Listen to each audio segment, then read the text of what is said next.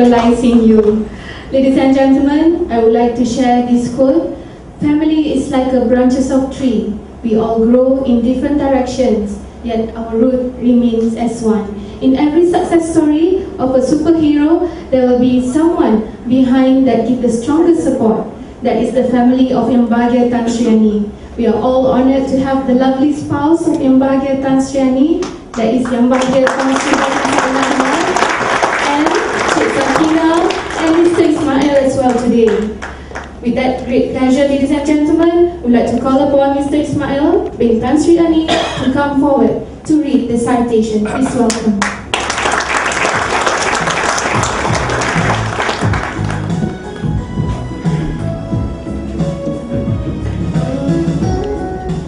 Bismillahirrahmanirrahim. The last time I was asked to stand in front of a group of people to read an essay about my father was probably, 25 years ago when I was 9.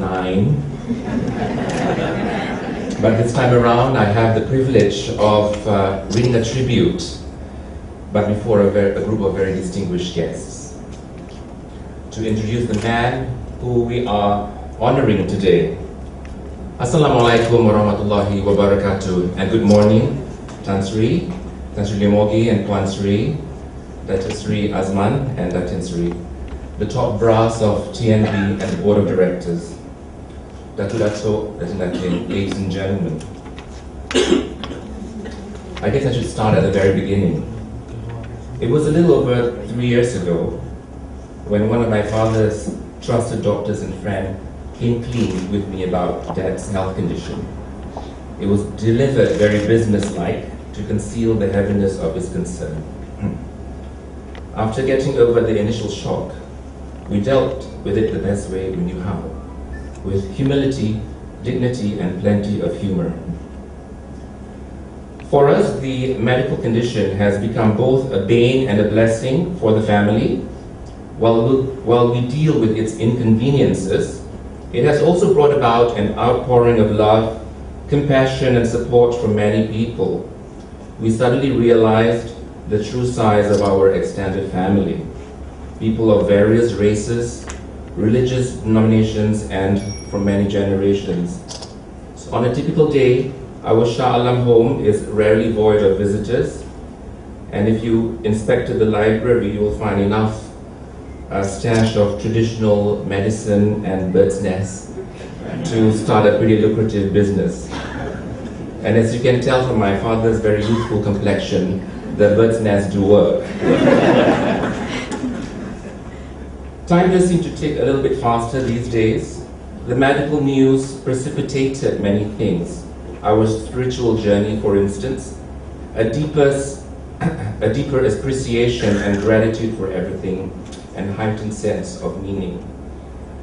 The other blessing, of course, is the reason why we are gathered here today, to celebrate the launch of this book, Memoirs by Tan Sri Arope, a vignette of very personal stories written and compiled over the last 20 years.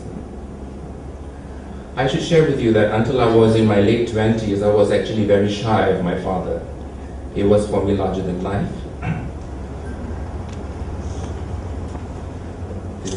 This huge, imposing figure. Dad's voice used to boom, I say, spoiler, sorry. Dad's voice used to boom and his staff used to quake in their boots when they had to see him. Even back then, Dad was not shy to disagree and be at loggerheads with his superiors. Well, don't we know all about that? As children, we understood that Dad had to work and serve the various banks, boards, companies, institutions which were entrusted under his care. So there was little time for much merrymaking and family bonding, which was fine. Instructions were left with Mom and the secretary, so Mom managed the household pretty much. In the corporate world, many urban legends circulated about Dad's prowess.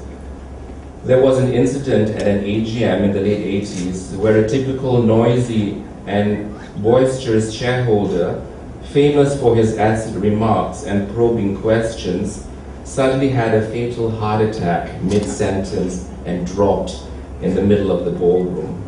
So this added even more enigma to the Che Ani Arope. It was only when I left for the US the second time to pursue my MBA was when I began receiving long emails from Dad that were impeccably written, describing his childhood. I slowly began to discover the real man behind that booming voice, Dad's melodic way of storytelling, penchant for comic timing, and vast knowledge of history. And many of these essays are encapsulated in the book. For us, having a unique surname attached might sometimes be a tad disadvantageous. For one, we can't just blend in. At times it might inspire cooperation and assistance, like an upgrade at the Malaysian Airlines counter sometimes. Or sometimes it elicited less than a desirable reception. But then that is how life is destined to be, I suppose, full of delightful surprises and curveballs to keep us grounded with humility. When you read this book, you will discover many stories about my dad and the family. You will hear a writing voice that is full of tenderness and hope. Many people read it for various sections. The long-awaited part, of course, is in relation to the IPPs. However, enough has been exchanged in the press, so I'm happy that in the end the chapter on the IPP shares the limelight without overshadowing the other essays surrounding the significant people in Dad's life. A chapter that is dedicated to our mom, one to our beloved and Miss Almarhum Sheikh Raja Ashman, and even our cat Gina has a special mention. Strangers still keep coming up to me and ask, so what is Tan Sri doing now? Is he still flying? Forgetting sometimes that Dad is already in his 80s. Well, ladies and gentlemen, perhaps we can persuade my father to add more chapters to the upcoming second print. There are many more untold stories, and perhaps that will give us another excuse to have another gathering of this sort, inshallah. Alhamdulillah and shukr kepada Allah subhanahu wa ta'ala, for we are here in this intimate and meaningful majlis. Thank you to our generous and gracious hosts and the top brass of TNB. May Allah bless all of us today with continuous rizqi, excellent health and love. It is now with great pleasure to call on to the podium the man of the hour, Tan Sri Arope.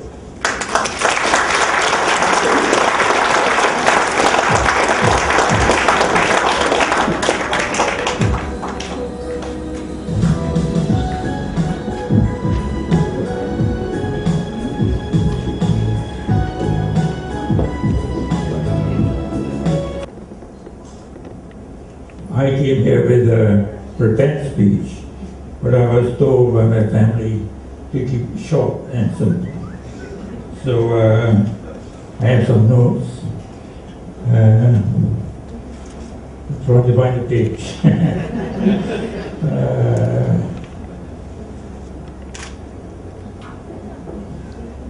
I can't find a page, never mind.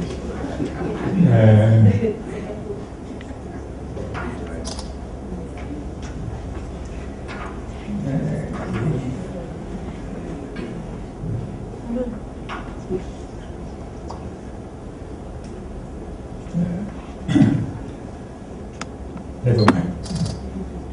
It makes it even more exciting. Yang berbahagia Tan Sri Muhyi, Muhyi TNB serta isteri yang berbahagia Puan Sri Elizabeth Muhyi,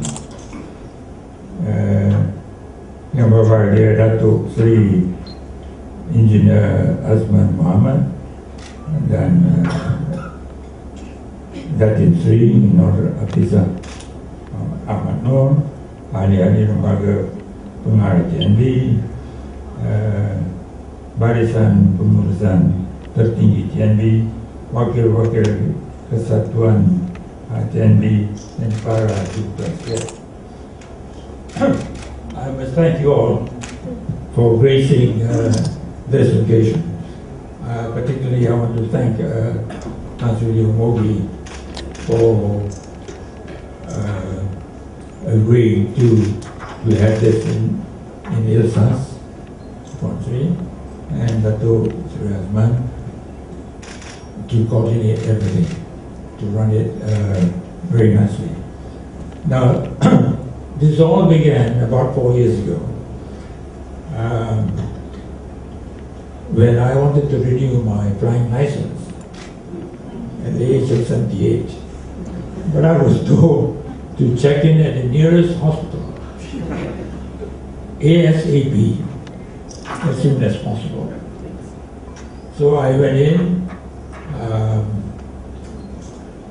I had 2 days. I was detained for that for 2 days, and they went through about 8 series of tests, both dignified and undignified. I say undignified because today we have more lady doctors than men. So one of the lady doctors said, "I'm going to perform a PR on you." Now I thought, not being medical trained, PR is some public relations stuff. But she put in a glove and poked my rectum. In that instant, I lost my dignity and all my pride. So, and then I had another complication. I couldn't ease myself. So she said, "Now I'm going to put a catheter in you." I said, "Okay, I took my sarong and covered my face. You do what you have to do." Now, after 10 days of that, I had to go to the toilet, and 2 young nurses at the age of 22, accompanied me, and then turned on the tap for sound effect. Nothing happened. And then they sat on both my sides and said, "Okay, shoo." So I told them, okay, let's have a deal. You all stand outside. Don't lock the door. Let me do as I want to do. So I found out I still had a bit of macho-ness in me. I had to do it standing up. So when I came out, one of the EBAM nurses looked at me. He says, "Tan Sri, tempat kami tak ada doktor, tak ada dispensari. Tapi bila orang tua kami tak boleh buang air, tak boleh pergi ke sungai, kami kata, sudah buka mulut tak, ha ha ha." So okay. So the next time I did, I went to the toilet and said, "Ha ha." And sure. So saya kata, "Mana kamu belajar ni?" "Oh, kami tengok penyu." "Penyu mau bertelur, dia buka mulut." "Ikan pun mau bertelur, dia buka mulut." "Ha ha." So mau pergi sungai pun kata ha ha. So I told that to some of the doctors. To cut the long story short, at the end of the 2 days of dignified and undignified CAT scan, dog scan, macam-macam scan, the doctor came up to me and very seriously gave me the 3 words, very chilling words, which nobody liked to hear. "You have cancer." And then added in pula, 4th stage terminal. So you ask yourself, ini ada harapan kah? Is there any this thing left in me? Or would life actually continue? So it took me some time. I had to sit down to absorb all these things. So the biggest thing was to come home and to tell my family of the situation. Of course, eventually I had to break up the news, and you had the usual reaction. And then I said, okay, now the doctor has given me within 6 to 2 years, 6 months or 2 years. So let's do something. So the first thing I did was to, because the house that we are staying, she took a loan, I took a loan. So this time I wanted to pass it on to her entirely. But then, my lawyer friend, my pilot instructor, who's here today, said, hey, you need a marriage certificate. I said, mana Bizari? 52 years ago. Yeah? He said, no, without marriage certificate, anybody can claim to be your wife. So, okay. So I asked Zaina, hey, you already have a marriage certificate? She looked at me and said, all these 52 years, you never asked for it. Pasal apa pula tanya marriage certificate? Allah, I nak tengok whether there is an expiry date.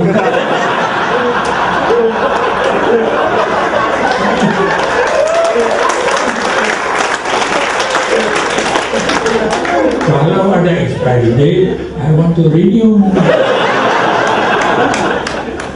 For another 99 years, we'll write a renewal. Jangan jump to conclusions. But eventually, Rahima managed to track down, got to say, oh, they want to ask you who your witnesses are. Mana ni ingat who my witnesses are? It was 52 years ago. And then they eventually got there. Now the moral of the story is, all y'all in this room, please keep your marriage certificate. Very important.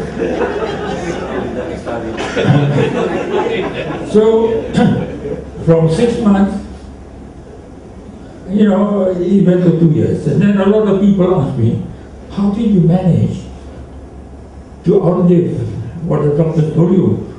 Oh, I said, I didn't pay my hospital bills. And so the doctors extended my life.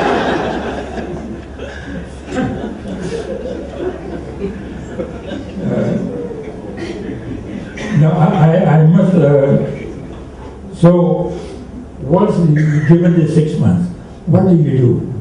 Do you just mope around, or you go to into a withdrawal mode?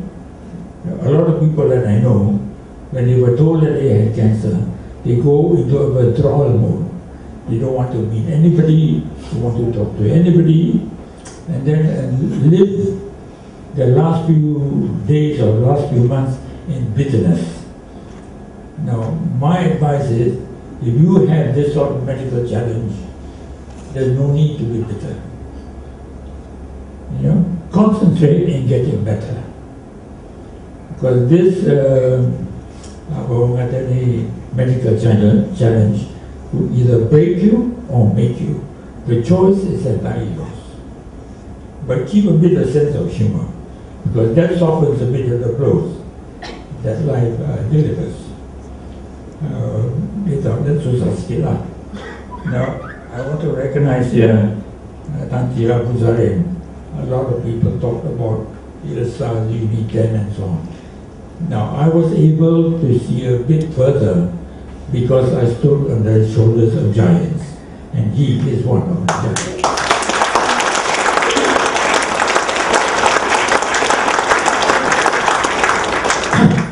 So, when given this so-called 6 months, I sat down and said, oh, I better do something. So I started to write some of my memoirs. When I still remember from the age of 3, because that was a time when there was some family breakup. And so from the age of 3, and how I grew up amongst various races. In Penang, there were all sorts of races. There were Jewish, Arabs, of course, Hokkien, Chinese, Burmese, and Siamese and so on. So there were no problems there. And actually, the Jewish population spoke Arabic, most of them. And of course, amongst themselves, if they meet their Arab friends will ask them, how do you do? Isaiah Kinta.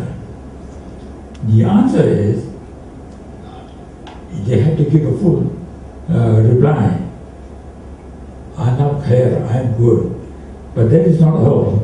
They have to add in another word, Alhamdulillah, God be praised. today, unfortunately, we cannot use that. Yeah? We can use topicon. Topicon tak apa lah. But alhamdulillah tak boleh pakai. Sad. Yeah?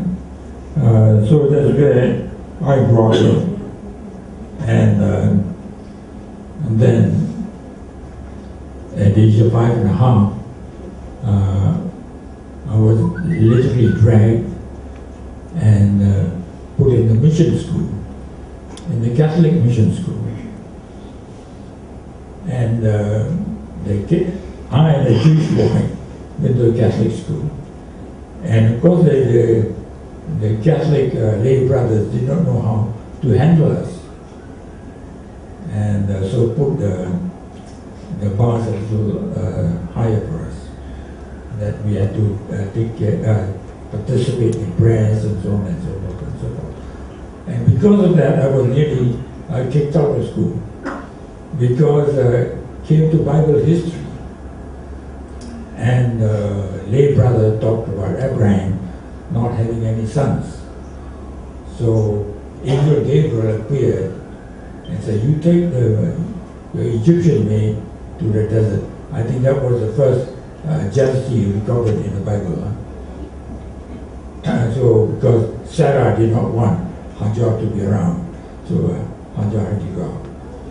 Then the brother said, after getting the first son, whose name was Ishmael, the angel Gabriel appeared again and said, you must sacrifice your son. And his name was Isaac. And of course I raised my hand as a correction. His first son's name was Ishmael. And for that I was sent to the director's office. And my Jewish friend supported me. So yeah. And then both of us were sent, and we were told, you can listen, but do not participate. So I asked my Jewish friend, Isaac, why did you support me? Hey, because I want to prove that we came from the first mothers, from Sarah, Bani Israel. All the Arabs came from the slave mother. They were second class. So I support me. So I had this mixed upbringing. So no problem. So when I finished my book, two ladies, Professor Rokaya and Faria, are you around? Could you please stand up? Do you recognize? They volunteered to do my editing, to put the things in order, in sequence, so that it makes a bit better reading. But they had too much trust in my English. So my first chapter had a lot of spelling mistakes. They missed that out. I said, if you were to put me against a third grade child in school, the third grader would beat me in spelling. I'm still very bad at spelling at the age of 82.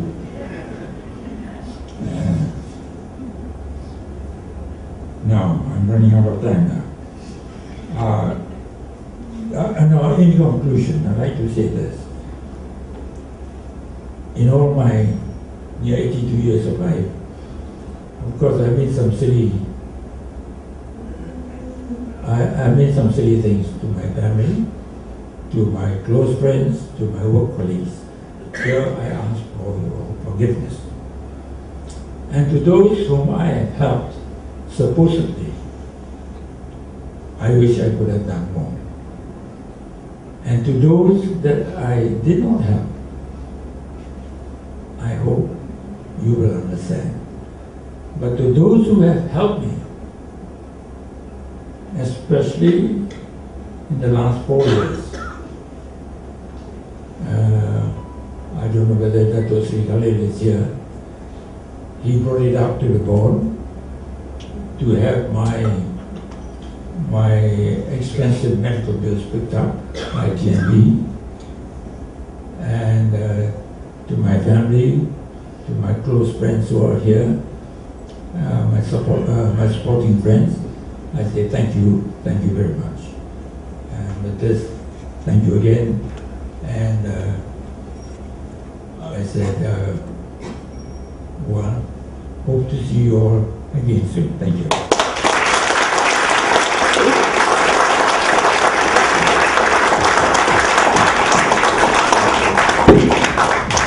Thank you, Brother Pansri, for the lovely speech. Thank you also to Mr. Ismail for the citation just now.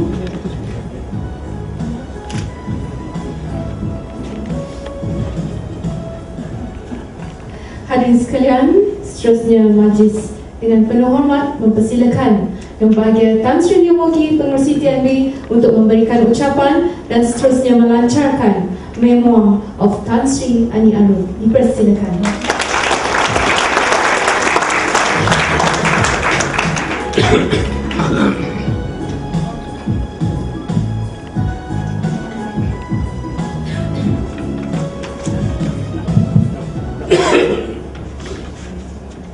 Yang bahagia Saudari Pengacara Majlis, Yang bahagia Tan Sri Dr. Ani Arope dan Puan Sri Saina, dan seterusnya tuan-tuan dan puan-puan sekalian. Lebih dulu saya suka mengucapkan terima kasih kerana bagi pihak TNB kita dapat bersama-sama pagi ini to launch Dr. Tan Sri Dr. Ani Arope Memoirs. At TNB, Tan Sri Ani is a name that has always been highly regarded. He, as we have heard earlier on, was chairman of TNB when TNB was first corporatized in 1990, and then subsequently became the executive chairman 1992 till 1996. In TNB, his name has also been recognized not only because he spoke with regard to what was even realized among the TNB staff in those days, that the term of the first IPP was a little bit unfair from TNB's point of view. But what is not generally known to the public eyes is the role he played in first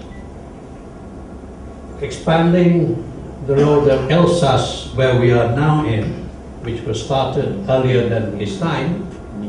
That was to emerge to become University Tenaga Nasional in 1997. And Tan Sri Ani Arope was highly responsible for getting that thought through and brought up. This reflects in him his constant and continuous interest in human capital development. In reading his memoirs, I note that he was keen in terms of human resource development in the various agencies and companies that he was involved in. And one of his comments in the book was how important it is for Malaysia, for Malaysians, to acquire intellectual knowledge and expertise. And that has been one of the legacy that Tan Sri Ani left for TNB.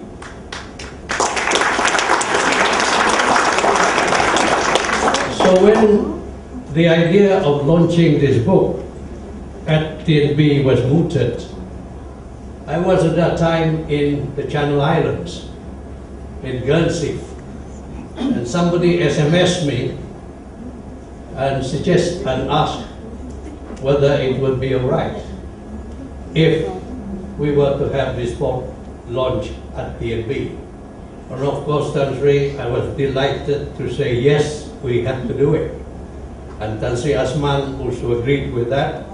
So here we are this morning. So I do like to welcome you all, those who are friends of Tan Sri Ani, those who are his colleagues when he was still working, and those who have always admired the way he did his work.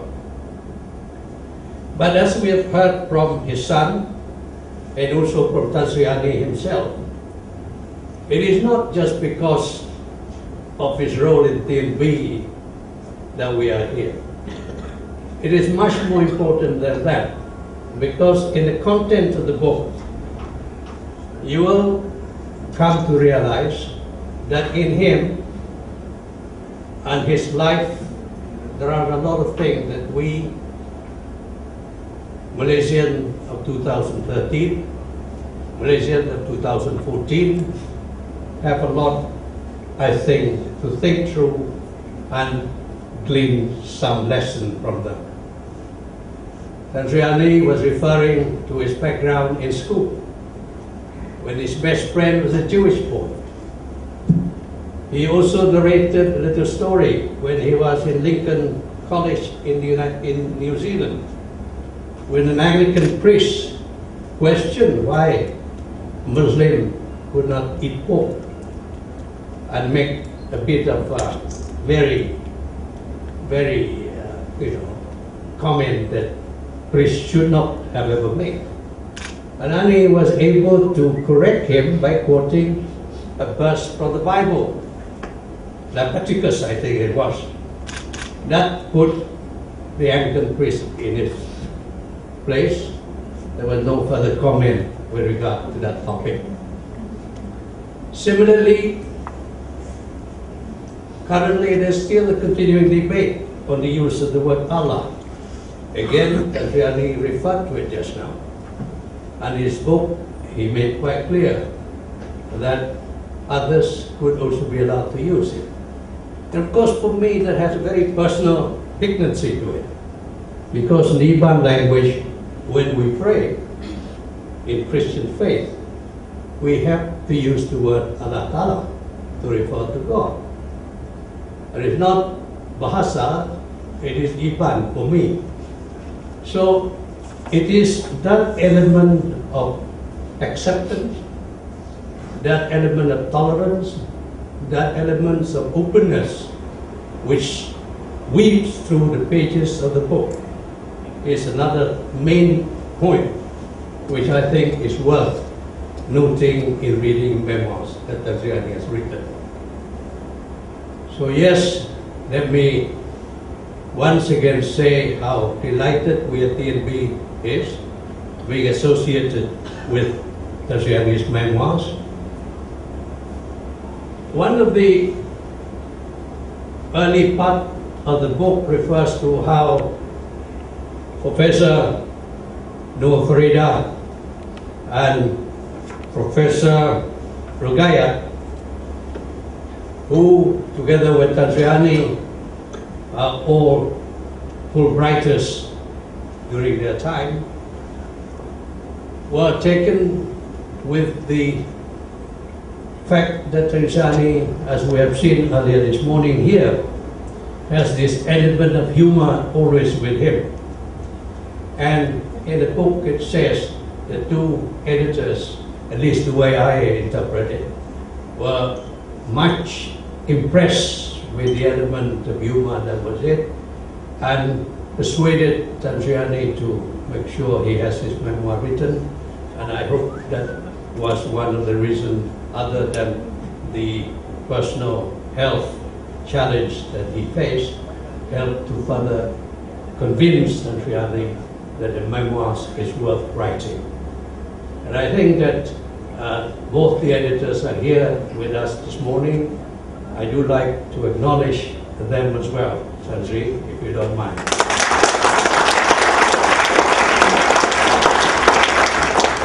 Well, what is important is I like to acknowledge all of you who are present here. I know Tan Sri Ani and his family are very honored and delighted that his friends, many of his friends are here. And I also like to acknowledge the thing that was read by his son, how important family is, particularly when we reach a stage, ini is iti berapa? Jadi 82. saya 10 tahun muda sikit. So, you know, but nevertheless, we are getting to that stage in life where one of the appreciation is to recognize the role that families and friendship have in what we're doing. And that's one note that I like to thank you all for also being present here this morning. With those remarks, it is therefore my pleasure to officially launch the book, Memoirs of Country Dr. Arope. It is a book that is well worth reading. It has some element of humor injected in it. And those of you who know Arnie well, of course, realize that there are many humors which are not included in it. For instance, when people talk of Mat Saleh, apparently, according to Tansiani, years ago, he was telling us, I happened to be there, that because in Penang in those days, there were a number of mad, drunken sailors, and they called them drunken sailors. But the Malays could not pronounce drunken sailors well, so they called them Mat Saleh. That's one or the other thing. The other thing which I remember, my wife said I should say this. It may be not well taken. But because I heard Tansiani was also making some little joke about something, not the same, but you know, something that people might consider a bit sensitive. You see, apparently, according to, I don't know whether I remember this correctly, there was a story about two retirees somewhere in a pub in London. And they were worried about whether they're going to continue receiving their pension checks. And then one of them was asking, are we still going to receive our pension check? You know, and then the other retirees say, yeah, but don't you receive this every month, this letter OHMS? And then the other said, yeah, I do receive OHMS. But you know what that means now? It means only Hindu, Muslim and Sikhs. But you see, that's the sort of thing that happened in England. But you see, they also have their need to try and maintain that level of understanding among the communities in England, as we do that also in Malaysia. So, ladies and gentlemen, it is my great pleasure to launch Memoirs of Country Arope. It is my great pleasure to also repeat again that TNB is very delighted to be associated with it. I know that I'm happy to see many former TNB staff, LNN staff who are here with us this morning. Tan Sri Abu Zarin, Tan Sri Jalaluddin, to Iba, to Sidek, everybody who are here, who used to be working in LLN at TNB at the time when Tan Sri Ani was here. Yusuf, Hadi, quite a number at the back there, all retirees. They're still relatively young. Many of them much younger than I am, many of them. So, that's it. Thank you very much. Enjoy reading it. I have enjoyed reading it, and I'm sure you will. Thank you.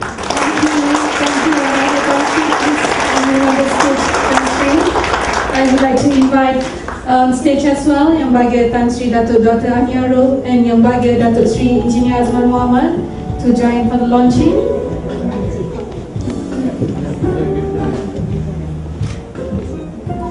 Hadirin sekalian, upacara pelancaran Memoir of Tan Sri Arope dengan segala hormat yang dijemput Yang Bahagia Tan Sri Leomogi untuk melancarkan dengan meletakkan pena pelancaran tersebut sebagai simbolik pelancaran. Persilakan.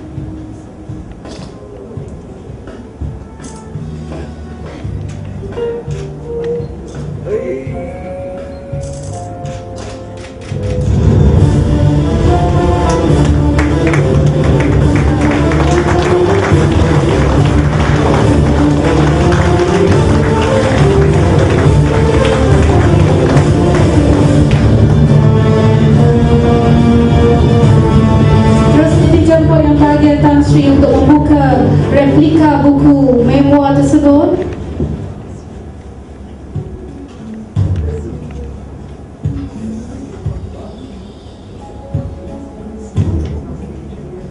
Itu dia. That rebuilder book inside dijemput yang bahagian Tan Sri Ani untuk menyerahkan naskah kepada yang bahagian Tan Sri Ani sebagai tanda kenangan.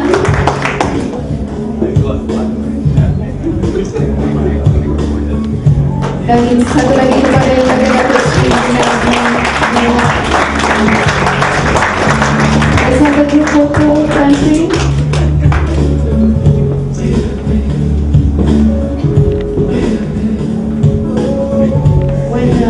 Yeah, thank you.